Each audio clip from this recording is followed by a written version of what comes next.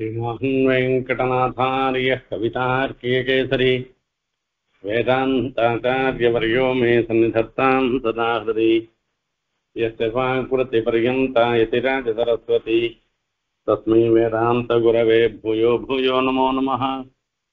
विशुद्धविज्ञानघनस्वरूपं विज्ञानविश्राणनबद्धदीष्टं दयानिधिं देहभृतां शरण्यं देवं हयग्रीवमहं प्रपद्ये। श्रीवत्सजन्ममिश्रेभ्यः नमभक्तिमधीमहे यदुक्तयः तयि कण्ठे यान्ति मङ्गलसूत्रताम्। ஆழ்வானுடைய சுந்தரபாகுஸ்தவ வியாக்கியானம் இப்பொழுது நம்ம இந்த சுந்தரபாகுஸ்தவம் அத்தியுதமானது. இந்த சுந்தரபாகுஸ்தவத்தினுடைய ஒரு வியாக்கியானத்தை நாம இப்போ பார்க்க போறோம். அதுக்கு முன்ன எந்த சந்தர்ப்பத்துல இந்த சுந்தரபாகுஸ்தவம் ஆழ்வானாலே அனுகிரகிக்கப்பட்டது என்கிற விஷயத்தை நாம பார்த்தோம். இப்போ ஆழ்வானுடைய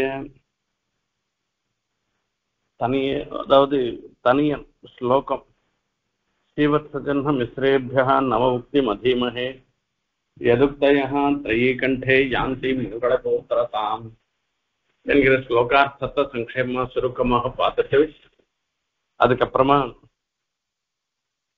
ஆழ்வானுடைய சுந்தரபாகுஸ்தவத்தினுடைய ஸ்லோகங்களுடைய அர்த்தத்தை யதாமதி உங்களுடன் பகிர்ந்து கொள்ள ஆசைப்படுகிறேன்.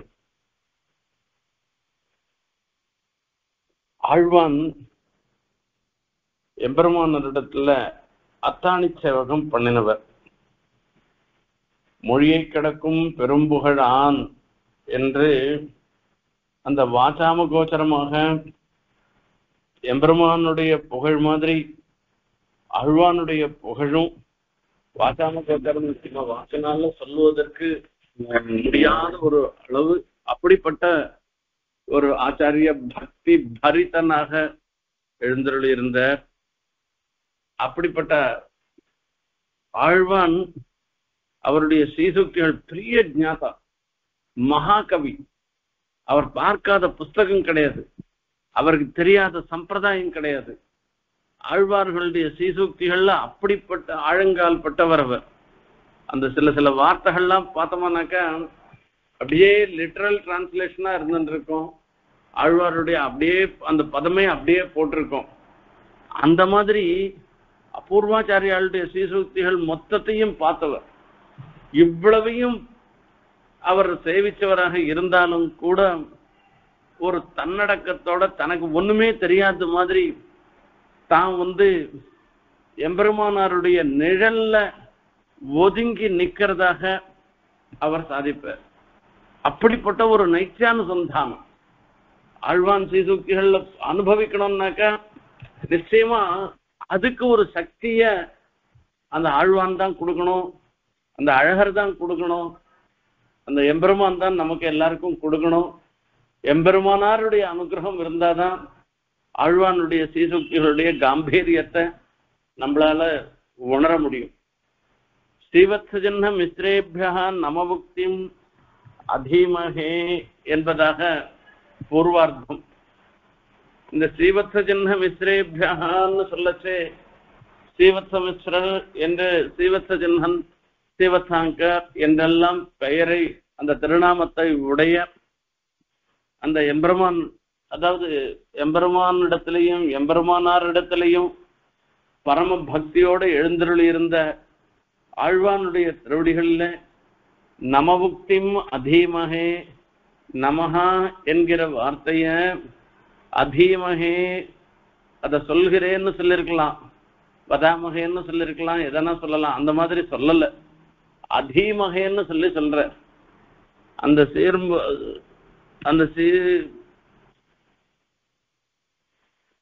சிவத்சாங்கருக்கு நமஹா, சிவத்சாங்காய நமஹா, சிவத்சாங்காய நமஹான்றத பௌன புண்ணியான மறுபடியும் சொல்லிண்டே இருக்கேன்னு அர்த்தம். நமமுக்தி மதீமகேன் என்பதாக. இது வேதத்துலதான் இந்த அத்தியனம்ன்ற சப்தமே வரும். வேதாத்தியனம் பண்றதுன்னு சொல்றது. அத்தியனம்ன்றது படிப்பு தான், அதுல ஒன்றும் சந்தேகமே இல்லை. அது வேதத்துல நாம அதிகமாக அதை உபயோகப்படுத்துறோம் அத்தியனம்ன்றது. இந்த அத்தியனம்ன்றது வேதத்தை ஒரே ஒரு முறை கிரகிச்சாலும் கூட அந்த கிரகணம் மாத்திரம் இருந்தா, சில ரொம்ப புத்திமானா இருக்கலாம், ஒரு முறை சந்த சொல்ல செய்ய அவனுக்கு கிரகணம்ன்றது ஏற்படலாம். ஆனா அந்த தாரணம்ன்றது பல முறை அதை திரு சொல்லி, பல நாள் சந்த சொல்லி, பல நாள் திரு சொல்லி, அதுக்கப்புறமா மறுபடியும் ஊரு சொல்லி அப்படிலாம் இருந்து அந்த சம்ஸ்காரம் இருந்தாதான் வேதம் நிற்கும், இல்லைன்னா நிற்காது. அந்த சீவத்ச சின்னருடைய சீசுக்திகளும் வேத மாதாவினுடைய ஒரு கழுத்துல திகழும் திருமங்கல்யம் போல ஒரு சிறப்பு பெற்றது. பெண்ணுக்கு அழகே கழுத்துல இருக்கக்கூடிய திருமங்கல்யம் தான். அந்த பதியோட இருந்துருக்கான்னு சொல்றதுதான் அந்த பெண்களுக்கு ஏற்றம். வேதத்தை மாதாவாக சொல்லச்சே அவளுக்கு அந்த வேத மாதாவுக்கு ஏற்றம் எப்படி இருக்குன்னு கேட்டா, யதுக்தயா திரைகண்டே யாந்தி மங்களசூத்திரதாம்.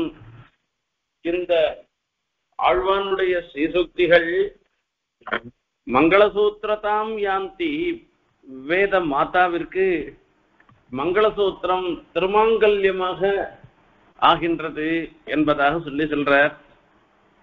இதுலயே இவ்வளவு ஒரு ஆச்சரியமா இருக்கு. இது பட்டர் அருளி செய்த ஸ்லோகம். இது ஆழ்வான் விஷயமாக ஆழ்வானுடைய குமாரர் தான் இருந்தாலும் இதுல சாரம் என்ன அப்படின்னா, ஆழ்வானுடைய ஸ்ரீசூக்திகள்ல வேதத்தை கொண்டே அறிய தகுந்தவராக இருந்திருக்கிற பரமபுருஷனுடைய உண்மையான ஸ்வரூபங்கள், அந்த எம்பெருமானுடைய ஸ்வரூபம், எம்பெருமானுடைய ஸ்வபாவம், எம்பெருமானுடைய கல்யாண குணங்கள், இவை எல்லாவற்றையும் விளக்கமாக தெரிவிக்கிறது. இது வேதத்துல கூட நம்மளால நேரடியாக புரிஞ்சுக்க முடியாமல் போகலாம்.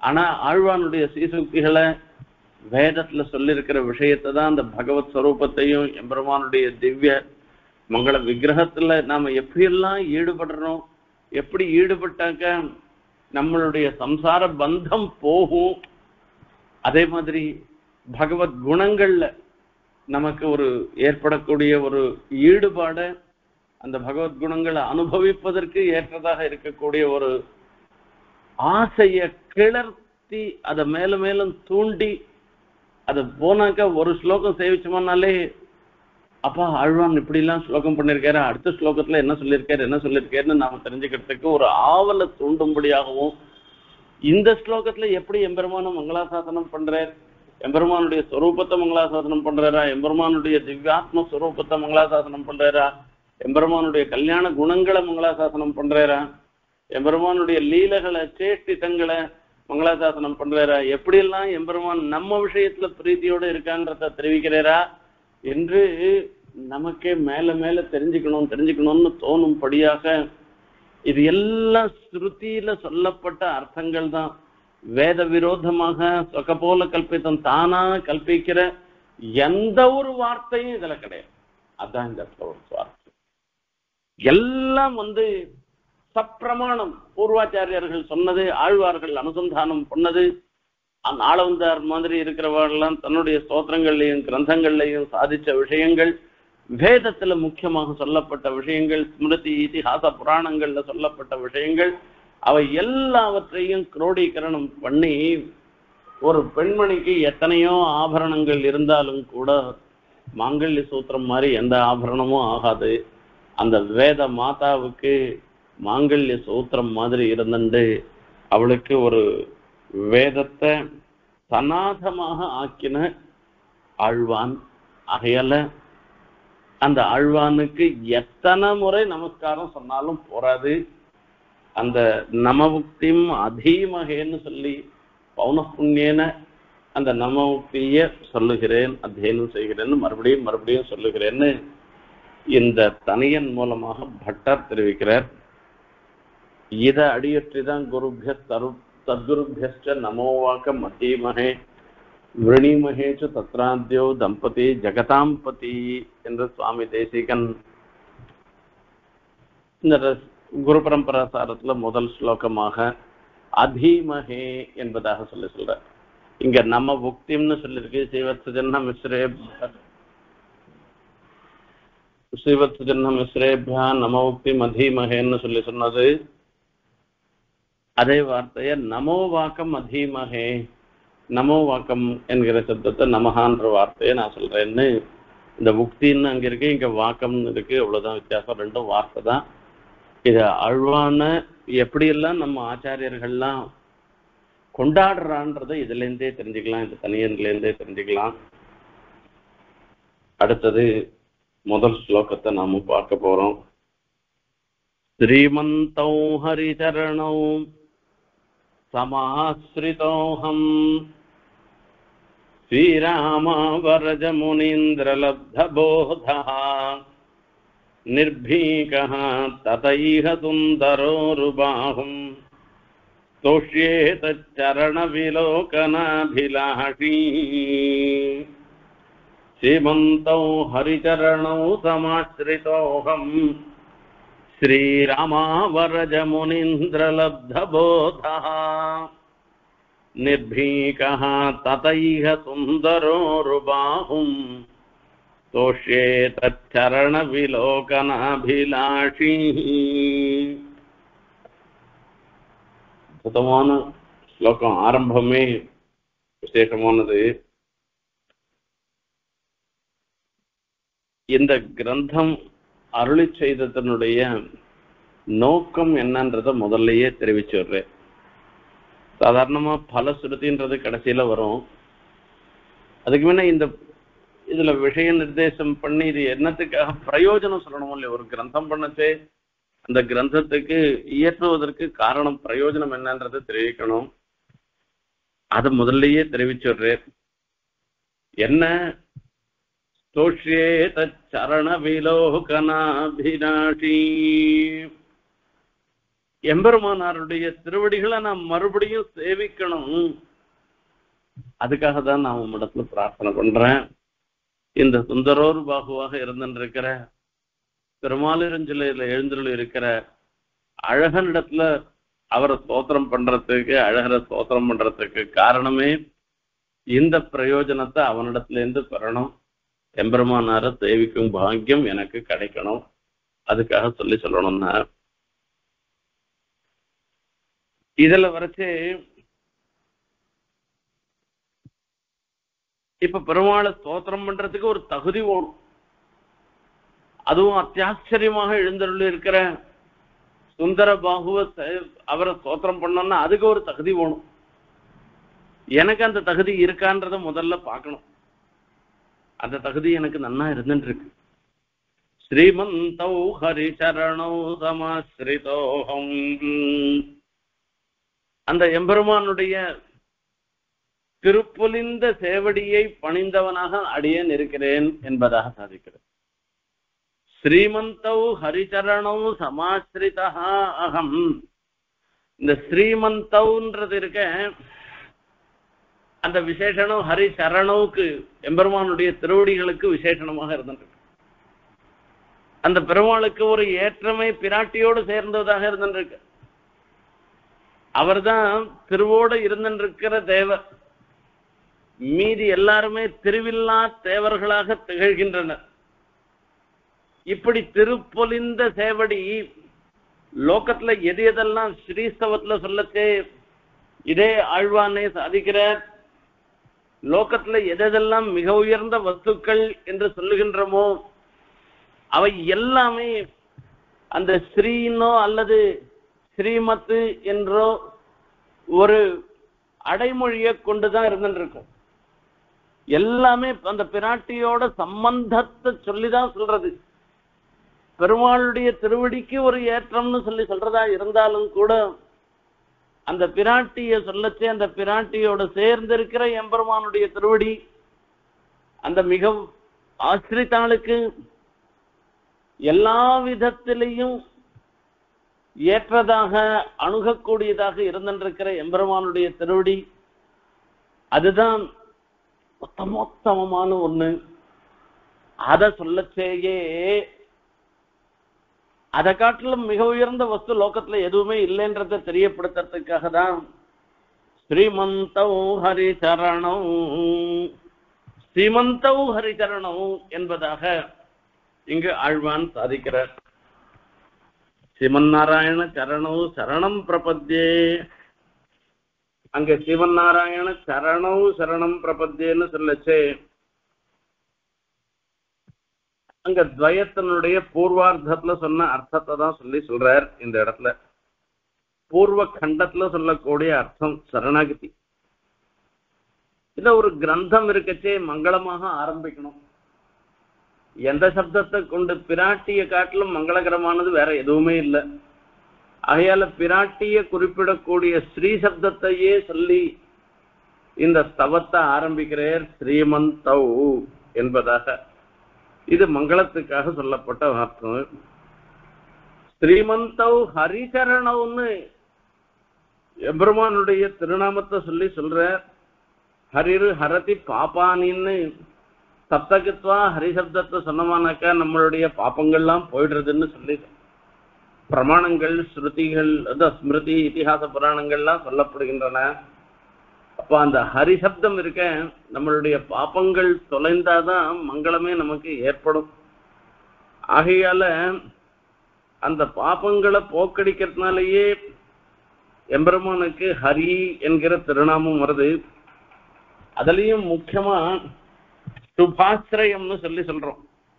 இந்த சுந்தரபாகு ஸ்தவத்துல அர்ச்சாமூர்த்தியாக எழுந்தருளி இருக்கிற சுந்தர பாகுவான எம்பெருமானுடைய திவ்யாவயவங்களுடைய சௌந்தரியத்தை விசாரமாக அனுபவிக்க போற. சமுதாய சோப, பிரத்யங்க சோப, இப்படி ஒவ்வொரு எம்பெருமானுடைய திவ்யாவயவங்களையும் நாம அனுபவிப்பதற்கு நமக்கு வழியை காண்பிச்சு கொடுத்தவர் ஆழ்வான் தான்.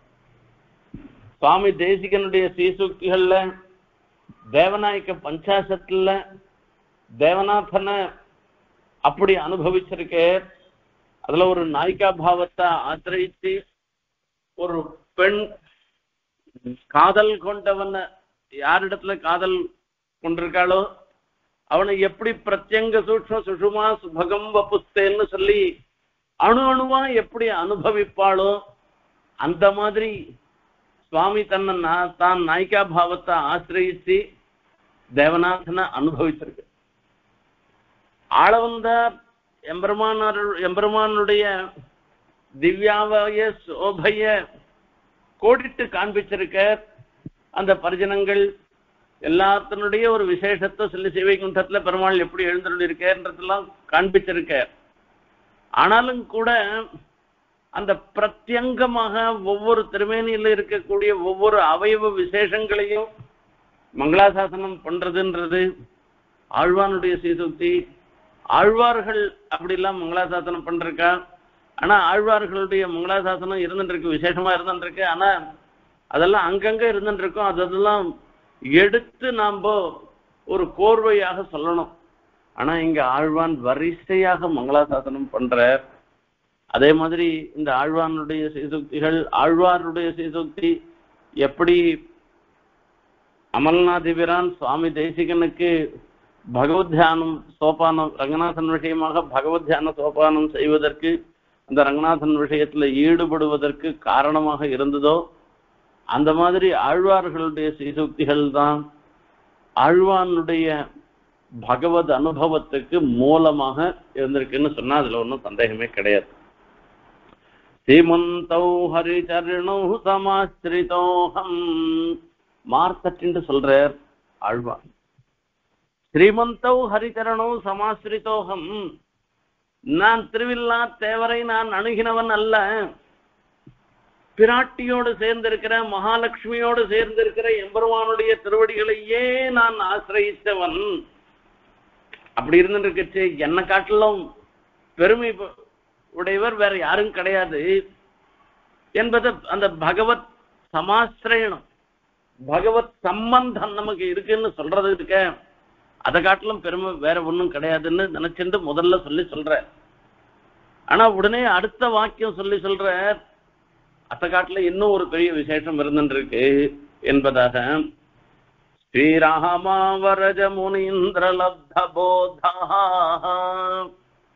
எம்பெருமானாருடைய சம்பந்தம் எனக்கு இருக்குன்னு அணுகல்பூத முரபித்பதம் சதாம் அஜஹத்ரிவர்கமபவர்க வைபவம் சலச்சித்த விருத்தி வினிவர்த்தனௌஷதம்.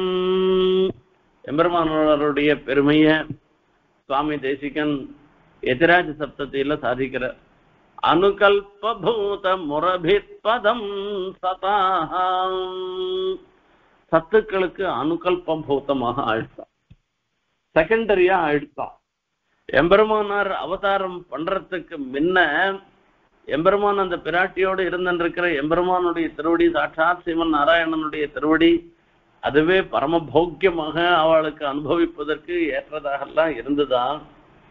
எம்பெருமானார் அவதாரம் பண்ணின உடனே அனுகல்பூத முரபித்பதம் சதாம், சத்துக்களுக்கு அதை காட்டிலும் ஏற்றமானது எதுனார்?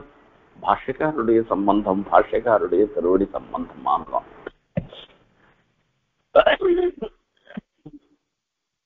அப்போ இன்னும் பெரிய வசதியாக கருதப்படுவது ஆச்சாரிய சம்பந்தம். இவருக்கு சாட்சாத் ஆச்சாரியர் ஆழ்வான். எம்பெருமானாரை காட்டிலும் திருநட்சத்திரங்கள்ல வரைச்சு இன்னும் மூத்தவர் தான். அப்படி இருந்தாலும் கூட ஆழ்வான் எம்பெருமானார் இடத்துல ஆசிரியிச்சு தன்னையே எம்பெருமானாருக்கு சமர்ப்பிச்சு, அப்படி ஒரு தாசபாவம், அப்படி ஒரு தொண்டு. இந்த ஸ்லோகத்துவம் அபியாகத்தை இதுவத்தன்னு ராமாயணமே ஒரு ஸ்லோகத்தினால ஏற்பட்டது. அதாவது மானுஷாந்து சொல்ற ஒரு வேடுவன் இரண்டு புறாக்கள், கிரௌஞ்ச பட்சி, அது ரெண்டும் ஒன்னா சேர்ந்திருக்கு, ஆண் பட்சியும் பெண் பட்சியும் சேர்ந்திருக்கச்சு துளிக்கூட தயையில்லாத அந்த ஆண் பட்சிய அம்பு எய்தி அத கொன்னுடுறான். அத மகர்ஷி பாக்குறேன், அந்த தலை மொத்தம் அந்த ரத்தம் பட்டு அப்படியே செக்க செவேல்னு ஆயிடுச்சு அந்த பட்சி. அவருக்கு அப்படியே அழுக வருது. அதுவே மானுஷாத அவனை பார்த்து அந்த வேடுவனை சபிக்கிற மாதிரி சொல்ற, மானுஷாத பிரதிஷ்டாத்வம்னு, அப்பா நீ இப்படிப்பட்ட ஒரு தப்பு காரியம் பண்ணிருக்கிய, உனக்கு நிலைப்பாடுன்றதே வரவே வராதுன்னு சபிக்கிற மாதிரி சொல்றாரு. அதுக்கு காரணம் என்ன? கிரௌஞ்ச மிதுனாத்து, இந்த கிரௌஞ்ச பட்சியினுடைய மிதுனம் அந்த ஆண் பெண்ணாக இருக்கவைகள்ல ஒன்ன நீ வதம் பண்ணிட்ட, அதனால அதனுடைய பாப்பத்தினாலன்னு நான் சொன்னேன். ஆனா இதுக்கு அர்த்தமே வேற. அது ராமாயணம்ன்றது மங்களமான ஒரு விஷயம். அந்த மங்களமான விஷயத்துக்கு போய் இப்படி சபிக்கிறதோடையா ஒரு ஆரம்பிக்கிறது, அதுக்கு அர்த்தம் வேற விதமான. மான்றது பிராட்டியினுடைய திருநாமத்தை சொல்றது, அங்க மானுஷாதன்னு சொல்றது சீனிவாசனாக இருந்திருக்கிற பிராட்டியினுடைய ஸ்தானமாக பிராட்டி இருக்கும் இடமாக சொல்லப்படுகிற அந்த ஸ்தானத்தை சொல்றது. அந்த சீனிவாசனுடைய ஒரு மானுஷாதன்னு சீனிவாசனை சொல்ற, அப்படின்னால அந்த பிரதிஷ்டையை அடைகிறது தான் சொல்ற இந்த ராமாயணத்துல சொல்லச்சு. அப்போ இதுல இருந்து ஏற்படுறது என்னன்னா, பிராட்டியோடு சேர்ந்து இருக்கிற பெருமாளுடைய அனுகிரகம் இருந்துட்டோம்னா நமக்கு எல்லாமே கிடைக்கும்ன்றது. அதோட மாத்திரமில்ல, ஆச்சாரிய அனுகிரகம் இருந்துட்டோம்னா இன்னும் விசேஷமாக இருந்துட்டு இருக்கும். ராமாவரஜ முனீந்திர லப்த போதா, எம்பெருமானார் பக்கல்ல அந்த சைத்தன்யம் பெற்றவர், அதாவது தான் சத்தைய பெற்றவர். போதன்னா ஞானம். இப்ப இந்த ஞானம் இல்லாத, ஆத்ம ஜானம் இல்லாத போயிடுச்சுன்னாக்க கல்லு மண்ணுக்கும் நமக்கும் வித்தியாசம் இல்லை. இந்த கல்லு மண்ணு இருக்கு, கட்டையெல்லாம் இருக்கு, இதுக்கெல்லாம் ஆத்ம ஜானமா தெரிய போறது, ஆத்மாவை பத்தியா தெரிய போறது ஒன்றும் தெரியாது. அதுக்கு நமக்கு என்ன வித்தியாசம் இருந்துருக்கு? ஒரு வித்தியாசமும் இல்லாத போயிடும். ஆனா அந்த எம்பெருமானார் தான் ஆத்ம ஜானத்தை ஏற்படுத்தினதுனால அவரால் ஏற்பட்ட லப்த போதா,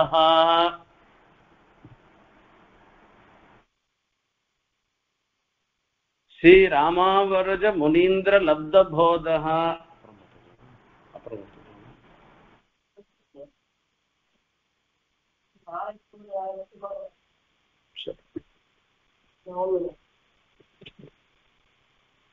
ஸ்ரீராமாவரஜ முனீந்திர லப்தபோதः நிர்பீகः ததः. இப்ப என்ன, இப்ப எனக்கு ஒரு பயமும் இல்ல. பெருமாளை ஸ்தோத்திரம் பண்ணணும் அப்படின்னாக்க அதுக்கு எனக்கு என்ன தகுதி இருக்கு? நான் பெரிய ஞானம் இருந்துன்னு இருக்கா? எனக்கு என்னண்ட என்ன குவாலிபிகேஷன் இருந்துட்டு இருக்கு அந்த சுந்தரபாகுவை ஸ்தோத்திரம் பண்றதுக்குன்னு கேட்கலாம். என்னண்ட 2 குவாலிபிகேஷன் இருந்துட்டு இருக்கு. முதல் குவாலிபிகேஷன், எம்பெருமானுடைய திருவடியில நான் சரணாகதி பண்ணவன்.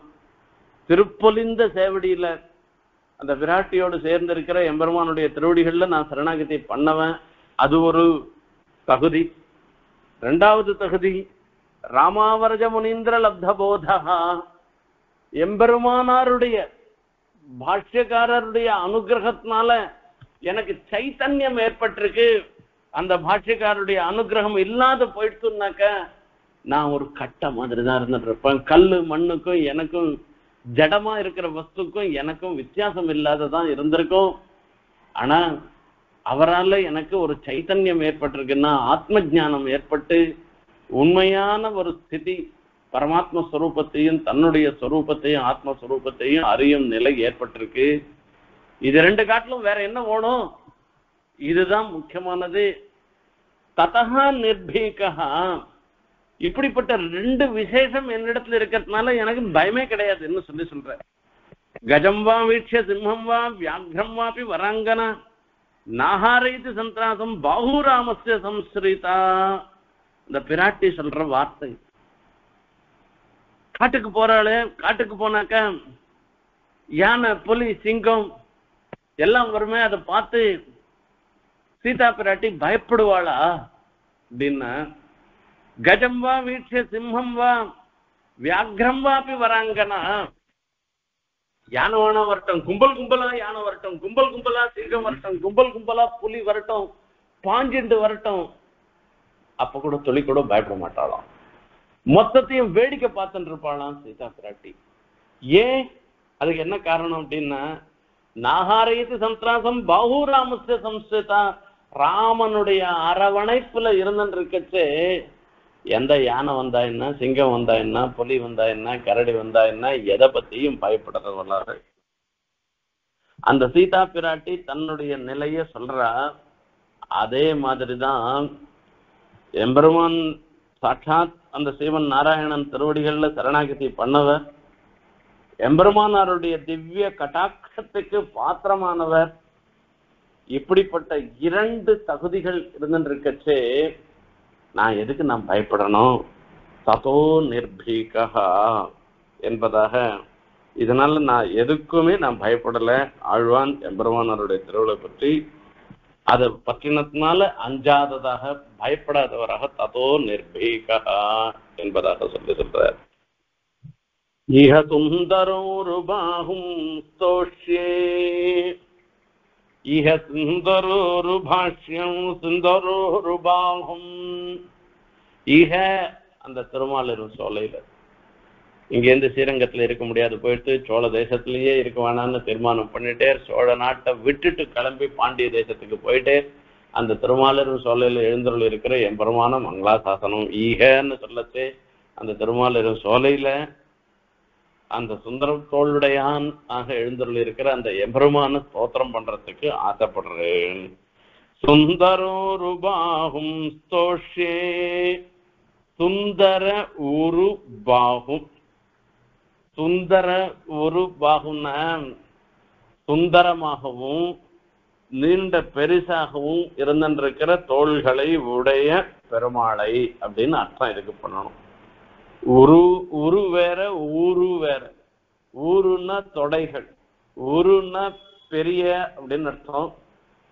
இந்த தோல் அழகு பெருசா மாத்திரம் தோல்லாம் கையெல்லாம் காலில் இருக்கலாம் நீட்டின்னு இருக்கு. ஆஜானுபாகும் அரவிந்த விலோச்சனம்னெல்லாம் பல இடத்துல அந்த எம்பெருமானுடைய தோல் அழகையும் பாகுவனுடைய அழகையும் கொண்டாடுகிறார்கள். மகர்ஷிகள்லாம் கொண்டாடுறா. அங்க எல்லாம் புராணங்கள்லாம் சொல்லப்படுகின்றன. இருந்தாலும் கூட இங்க சுந்தர உரு பாகு, அது சுந்தரமாகவும் இருக்கு.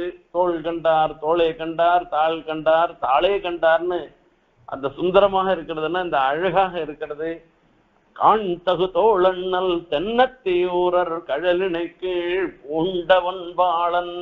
காண் தகு தோள், அந்த தோளை செவிச்சுட்டே இருக்கலாமா அந்த தேவப்பெருமாள். இது என்னன்னா பாட்டுக்கு என்ன சுந்தரராஜன் சொல்றதுக்கு போக தேவப்பெருமாளை சொல்றீங்களே, நீங்க ஒன்னும் கோச்சிக்காதுங்கோ. எங்க சம்பந்தப்படுத்தினாலும் நான் சம்பந்தப்படுத்தல, ஆழ்வானே தேவப்பெருமாளையும் சுந்தரபாகவும் சேர்த்துதான் அனுபவிக்க போறேன். கடைசியில போக போக நமக்கு தெரியும். ஆகையால காண்தகு தோள் அண்ணலாக விளங்குபவர், சுவாமியாக விளங்குபவர் அந்த சுந்தரோரு பாகு என்பதாக சொல்ற. வரதன் வேற, சுந்தரபாகு வேற இல்ல, ரெண்டு பேரும் ஒருத்தர் தான். அதுல ஒன்றும் இல்லை. வரதனை தான் சுந்தர பாகுவாக ஆழ்வான் மங்களாசாசனம் பண்றேன். நாமும் அப்படிதான் சேவிக்கணும். அவரை சுந்தரோரு பாகும் சோஷ்யே பிரயோஜனம் அனுதிஷ்ய நமந்தோப்பி பிரவர்த்தத்தைன்னு சாஸ்திரம் சொல்றது. ஒருத்தர் ஒரு காரியத்துல ஈடுபடுறாள்னாக்க அதுக்கு எதனா ஒரு காரணம் இருக்கும். காரணம் இல்லாத அந்த காரியத்துல ஈடுபட மாட்டார். அப்போ அந்த காரணம் என்னவா இருக்கணும் அப்படின்னு கேட்டோம்னா அது அவரே சொல்ல போறேன். எம்பெருமான ஸ்தோத்திரம் பண்றோம், ஸ்தோத்திரம் பண்றதுக்கு காரணம் என்ன அப்படின்னா, இது எத்தனையோ இடத்துல சொல்றோம், பெருமாளை பிரீத்தி ஏற்படுத்துறதுக்கு தான் சொல்றது. ஆகையால நான் ஸ்தோத்திரம் பண்றேன்னு சொல்றேன். தேவநோய்க்கு பஞ்சாசத்துல சுவாமி தேசிகன் சாதிக்கிறார், நான் ஒன்னும் ஸ்தோத்திரம் பண்ணல, நீயே தான் என்ன ஸ்தோத்திரம் பண்ண வைக்கிறேன்னு சொல்ற. ஸ்துதி ஸ்தோதா ரணப்பிரியா ஸ்தவ்ய ஸ்தவப்பிரிய ஸ்தவ்யா ஸ்தவப்பிரியா ஸ்தோதா என்று எம்பெருமானுக்கு திருநாமங்கள் சஹஸ்ரநாமத்துல சொல்லிட்டு, இதெல்லாம் மகர்ஷி வாக்குல வந்தது. இது சஹஸ்ரநாமம் எழுதணும்ட்டு ஓலச்சோடியும் அந்த எழுத்தாணியும் வச்சுட்டு யோஜனை பண்ணி எழுதின சஹஸ்ரநாமம் இல்லை. இதெல்லாம் அது பீஷ்மர் எம்பெருமான சேவிச்ச உடனே அவர் வாக்கிலிருந்து தானா வந்த எம்பெருமானுடைய திருநாமங்கள். இந்த சஹஸ்ரநாமம் 1000 திருநாமங்கள் ஏற்பட்டன. அது அப்படியே மகர்ஷி பட்டாளப்படுத்திருக்கார். மகர்ஷியினுடைய வாக்கு பொய்யாக கூடாது. வாச்சம் அர்த்தோனுதாவத்தின்னு மகர்ஷியினுடைய வாக்குலேருந்து ஒரு வார்த்தை வந்துட்டோம்னாக்கா அர்த்தம் அது பின்னாடி ஓடுமா. நாமெல்லாம் தான் வரைச்சே இந்த சப்தத்துக்கு என்ன பொருள்னு பார்த்து போட்டு ஸ்லோகத்தை நிர்மாணம் பண்ணணும். ஆனா அந்த சப்தத்தினுடைய பொருள் அது பின்னாடியே அந்த வாக்கம் அர்த்தா அனுதாவத்தின்னு மகர்ஷியினுடைய வாக்க பின்தொடர்கிறதுன்னு அங்க சொல்ற. மகர்ஷியினுடைய வாக்குல வந்துடுச்சு. ஸ்தவ்யா ஸ்தவப்பிரியா ஸ்தோதா அப்படின்னு அவர் வாக்குல வந்துடுச்சு. ஸ்தவ்யா ஸ்தோத்திரம் பண்ண தகுந்தவன்னு அர்த்தம். ஸ்தவப்பிரியா ஸ்தோத்திரம் பண்ணாக்கா ரொம்ப சந்தோஷப்படுவேர் அப்படின்னு 2வது அர்த்தம். இது ரெண்டுலயும் ஒன்றும் தப்பில்லை. ஸ்தோதா ஸ்தோத்திரம் பண்ணிக்கிறவன் அவனே தான் ஸ்தோத்திரம் பண்ணவன்னா. என்ன நானே ஸ்தோத்திரம் பண்ணிட்டாக்கா நீங்க எல்லாரும் அடுத்த நாள் உபன்யாசமே கேட்க மாட்டேங்க. அவர் தற்பெருமையை தான் சொல்லிட்டு இருக்கே. ஆகையால அது என்னத்துக்கு கேட்கறதுன்னு சொல்லி யாருமே விரும்ப மாட்டார். அப்ப பெருமாள் தன்னைத்தானே ஸ்தோத்திரம் பண்ணிட்டேன்னு சொல்லி சொன்னாக்கா அப்ப பெருமாள் ஒரு உண்மத்தன் மாதிரியாக இருப்பார். அவருக்கு ஒரு அபப்பிரதைய ஒரு கெட்ட பெயரை விளைவிக்கிறதாக இருந்துருக்க மாதிரி தோன்றது ஸ்தோதான்ற சப்தம். அதுக்காக சுவாமி தேசிகன் என்ன பண்றாராம், தேவநாதன் நினைக்கிறாராம், தேவநாதனுடைய திருவாக்குல ஸ்தோதான்ற ஒரு அதாவது தேவநாதன் நினைக்கிறேன் மகர்ஷி பராசர மகர்ஷியினுடைய திருவாக்குல ஸ்தோதான்ற ஒரு சப்தம் வந்துடுச்சு. ஸ்தோத்திரம் பண்ணிக்கிறவன்ற ஒரு அர்த்தம் வந்துடுச்சு, சப்தம் வந்துடுச்சு. அந்த சப்தம் வீணா போகக்கூடாது. அதுக்காக என்ன பண்ணாருன்னா சுவாமி தேசிகனுடைய ஒரு தேசிக ரூபமாக தானே இருந்துண்டு அந்த தேவநாயக பஞ்சாசத்தை தன் விஷயமாக தானே 12 ஸ்தோதான்ற பேரையும் பொய்யில்லாததாக ஆக்கினார் என்பதாக அந்த இடத்துல சுவாமி தேசிகன் மங்களாசாசனம் பண்ற. இப்ப பெருமாள் தன்னைத்தானே ஸ்தோத்திரம் பண்ணிக்கிறேன்னா கூட கடைசியில இது தாச சத்தியன்னு முடிக்கிறார். அந்த இடத்துல வரச்சே அடியார்களுக்கெல்லாம் அவர்கள் இட்ட வழக்காக எம்பெருமான் விளங்குகின்றார். அப்படி அந்த தாச சத்தியனுடைய ஒரு வைபவத்தை சொல்ற இந்த ஸ்லோகம். அதனால பெருமாளுடைய பிரீத்தி ஏற்படுறது இந்த ஸ்தோத்திரம் மூலமாகன்றதெல்லாம் ஏற்படுறது. சாமான்யமாக ஸ்தோத்திரங்கள் பண்ணச்சே அதுக்கு பல ஸ்ருதி சொல்லுவோம். இது பகவத் பிரீத்திக்காக மகாலட்சுமி விஷயமாக ஸ்தோத்திரம் கலிகலுஷ நிவர்த்தி கல்பமானம் பிரஜானம் சரசு நிலையாயா ஸ்தோத்திரமேத பட்டந்தான்னு சொல்லிட்டு இந்த கலிதோஷம்லாம் போய் அந்த தாயாருடைய கட்டாட்சம் சம்பூர்ணமாக கிடைப்பதற்காக அந்த ஸ்தோத்திரத்தை அனுசந்தானம் பண்றோன்றதெல்லாம் சொல்லியிருக்க. இதெல்லாம் பல ஸ்ருதியாக சொல்றோம். ஆனா பிரயோஜனத்தை சொல்லணுமே, அந்த பிரயோஜனம் என்ன அப்படின்னு கேட்டா அதையே முதல்ல சொல்ற தச்சரண விலோகனாபிலாஷி. எனக்கு இதனுடைய பிரயோஜனம் என்னன்னா தச்சரணம் தச்சப்தத்தினால ஏற்கனவே சொன்ன ராமாவரஜ முனீந்திர லப்த போதான்னு சொல்லச்சு அந்த எம்பெருமானார சொல்றது பூர்வோக்த பராமர்சம்னு சொல்றது. ஆகையால அந்த எம்பெருமானாராகிற என்னுடைய ஆச்சாரிய சார்வபௌமனாக எழுந்தருளிருக்கிற எம்பெருமானாருடைய திருவடிகளை நாம் மறுபடியும் சேவிக்கணும், அதை கண்ணார காணணும், அவருக்கு கைங்கரியம் பண்ணணும். அதுக்காக தான் நான் இந்த ஸ்தோத்திரத்தையே பண்ணுகிறேன். இந்த அழகருடைய விஷயமாக இருக்கக்கூடிய இந்த ஸ்தவம் சுந்தரபாகு ஸ்தவத்தை நான் அனுசந்தானம் பண்றேன்னு சொல்றார். இது ஆரம்பத்துல உபக்கிரம உபசம்ஹாரம்னு சொல்லணும். இந்த ஆரம்பத்துல என்ன சொல்லியிருக்கோ ததனுகுணமாக உபசம்ஹாரம் இறுதியிலையும் சொல்ற. அந்த முடிவுல சொல்லச்சு பிரார்த்தனை பண்ற இதம் பூயோ பூயா புனரபி ச பூயா புனரபி ஸ்புடம் விஜ்ஞாப்ஸ்யாமி ஜகதி அபுதா அனன்ய சரணः கிருதாகா துஷ்டாத்மா கலுஷமதிः அஸ்மித்யனவதே தயாயாஸ்தே பாத்திரம் வனகிரிபதே சுந்தரபுஜா. அப்பா உன்னுடைய அனுகிரகத்துக்கு பாத்திரமாக நான் ஆகணும். சரி, நான் என்ன வேணும்னு ஆசைப்படுறேன் அப்படின்னா நான் ஸ்ரீரங்கதாமனி யதாபுரமேஷசோகம் ராமானுஜாரிய வசகா பரிவர்த்திஷீய விஜாபனம் வனகிரீஸ்வர சத்யரூபாம். அப்பா திருமாலிரன் சோலையில எழுந்தருள் இருக்கிற எம்பெருமானே உன்னிடத்துல நான் ஒரே ஒரு பிரார்த்தனை தான் பண்றேன். அங்கீகருஷ்வ, நான் பண்ற பிரார்த்தனையை நீ அங்கீகாரம் பண்ணணும்னு கதர்றேர். அந்த இடத்துல சொல்லச்சு மமகீனாம் பிரார்த்தனாம் அங்கீகருஷ்வ. என்ன சொல்லணும் அப்படின்னா ஸ்ரீரங்கதாமனி யதாபுரமேஷசோகம் ராமானுஜாரிய வசகா பரிவர்த்திஷீய. இதே ஸ்ரீரங்க கஷேத்திரத்துல அந்த எம்பெருமானாருக்கு கைங்கரியம் பண்ணிண்டு இத்தனை நாள் நான் எப்படி இருந்தனோ அந்த மாதிரி இருக்கும்படியான ஒரு நிலையை நீர் அனுகிரகம் பண்ணணும்னு உபசம்ஹாரத்துல கடைசியில சொல்றார். அப்போ ஆரம்பத்தை ஸ்லோகத்தையும் கடைசி ஸ்லோகத்தையும் வச்சுண்டு நாம பார்த்தோம்னாக்கா இந்த சுந்தரபாகு ஸ்தவம் பண்ணினத்தினுடைய நோக்கமே சுந்தரபாகுஸ்தவம் பண்ணினதனுடைய நோக்கமே ஆச்சாரிய கைங்கரியம் ஆழ்வானுக்கு மறுபடியும் கிடைக்கணும். அதுவும் தான் இழந்த ஆச்சாரிய கைங்கரியம் எம்பெருமானாருடைய திருவடிகள்ல பண்ணக்கூடிய கைங்கரியம் மறுபடியும் தனக்கு கிடைக்கணும்ன்றத சொல்ற. இப்படி சுந்தரபாகுஸ்தவத்தை நாம இதுல இருந்து ஒரு விஷயம் தெரியுது. நாம சுந்தரபாகுஸ்தவத்தை நாம சேவிச்சோம்னாக்கா நமக்கும் ஆச்சாரிய கைங்கரியமும் ஆச்சாரிய கட்டாட்சமும் ஏற்படும். அப்படி ஆச்சாரிய கட்டாட்சம் ஏற்பட்டுடுத்தோம்னாக்கா தப்தேரங்கி நிஜமப்பதும் தேசிகா தேசகாட்சின்னு சொல்லிருக்கிறதுனால அந்த ரங்கநாதன் தன்னுடைய திருவடியை நமக்கு கொடுக்கணும்னா கூட ஆச்சாரியாளுடைய அந்த கடைக்கண் பார்வையை எதிர்நோக்கி இருக்க, கொடுக்கலாமா இவனுக்கு கொடுக்கலாமா அப்படின்னு ஆச்சாரியால் சொல்றத கேட்டுன்னு இருக்கேரான். அதை எதிர்நோக்கி இருந்துட்டு இருக்க. ஆச்சாரிய கட்டாட்சம் எடுத்துட்டோம்னா நமக்கு பகவத் கட்டாட்சம் ஏற்பட போறது, திவ்ய தம்பதிகளுடைய கட்டாட்சம் ஏற்பட போறது. இதுக்கப்புறம் நமக்கு என்ன குறை வரப்போறது? ஒரு குறையும் வரப்போறது இல்லை. ஆகையால நிர்பீகா அந்த ஆச்சாரிய சம்பந்தத்தை இட்டுண்டு எம்பெருமானுடைய திருவடி சம்பந்தத்தை இட்டு நாம பயமில்லாத அந்த பகவத் கைங்கரியங்களை பண்ணலாம்.